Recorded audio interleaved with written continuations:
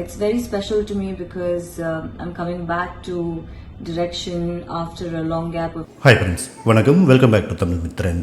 ஐஸ்வர்யா டைரக்ஷனில் உருவாகியிருக்கிற லால் சலாம் படம் வெற்றிகரமாக தியேட்டர்களில் ரன் ஆகிட்டு இருக்கிற நிலையில் ரீசெண்டாக அவங்க ஒரு இன்டர்வியூ கொடுத்துருக்காங்க.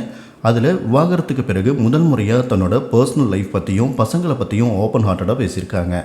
கொலவெறி சாங் ஏன் ஹிட் ஆச்சு, என்ன காரணம் அப்படின்னு கேட்கும்போது, காரணம் எனக்கும் தெரியாது, சில விஷயங்கள் நடக்கணும்னு இருந்தால் என்னன்னாலும் கண்டிப்பாக நடந்துடும்.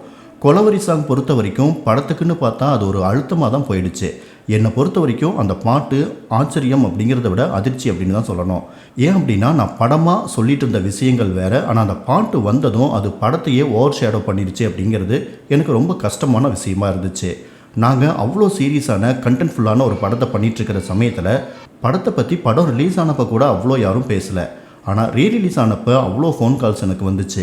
எப்பெல்லாம் டிவியில் டெலிகாஸ்ட் ஆகுதோ அப்போல்லாம் நிறைய ஃபோன் கால்ஸ் வந்துகிட்டே இருந்துச்சு. அந்த பாட்டு படத்துக்கு உதவி பண்ணிச்சா அப்படின்னா கிடையவே கிடையாது. நிறைய பேர் லைவுக்கு ஹெல்ப் பண்ணியிருக்கு. ஸோ அது நல்ல விஷயந்தான். கடந்த 2 வருஷத்தில் நான் கற்றுக்கிட்டது என்ன அப்படின்னா, தனியாக இருக்கிறது எனக்கு ரொம்ப பிடிச்ச விஷயம். தனியாக இருக்க ரொம்ப விருப்பப்படுறேன். நான் ரியலைஸ் பண்ணது என்ன அப்படின்னா, தனியாக இருக்கிற ஒருத்தர் தான் மோஸ்ட் செக்யூர் பர்சன். தனியாக இருக்கிறது தான் மோஸ்ட் கம்ஃபர்டபுள். நிறைய பேர் என்கிட்ட கேட்பாங்க, நீங்கள் போர் அடித்தா என்ன பண்ணுவீங்க அப்படின்னு கேட்பாங்க. முதல்ல எனக்கு போர் அடிக்கிறதுனா என்னன்னே தெரியாது. இப்போ வரைக்கும் எனக்கு போர் அடித்ததும் கிடையாது. அந்த ஃபீலிங்னா என்னன்னு எனக்கு தெரியல. தனியாக இருக்கிறதுனா எனக்கு ரொம்ப பிடிச்சமான விஷயம் அப்படின்னு ஐஸ்வர்யா சொல்லியிருக்காங்க. மேலும் வைராஜாவை படத்துக்கும் லால் சலாம் படத்துக்கும் நடுவில் இவ்வளோ கேப் எடுத்துட்டதுக்கு காரணம் பசங்க கூட டைம் ஸ்பெண்ட் பண்ணணும் அப்படிங்கிறதுக்காக தான். பசங்க வளர வளர கொஞ்சம் கொஞ்சமாக நேரம் கிடைக்க ஆரம்பிச்சது. இப்போ அவங்க ரொம்ப பிஸி ஆகிட்டாங்க. அவங்க வளர்கிற சின்ன வயசு காலத்தை மிஸ் பண்ணிடக்கூடாது அப்படிங்கிறதுக்காக தான் நான் படம் எதுவும் பண்ணலை. இன்னும் பசங்க லால் சலாம் படத்தை பார்க்கல.